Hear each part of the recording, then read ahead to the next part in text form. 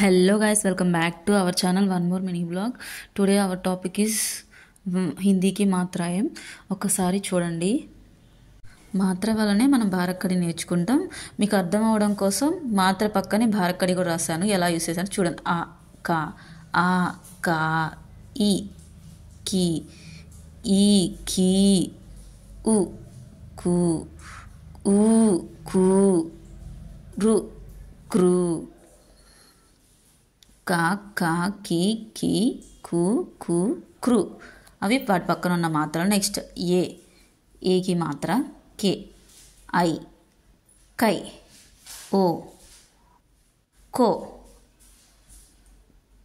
ఔ కౌ, కం, అహా కహ, కే కై కో కౌ కం కహ.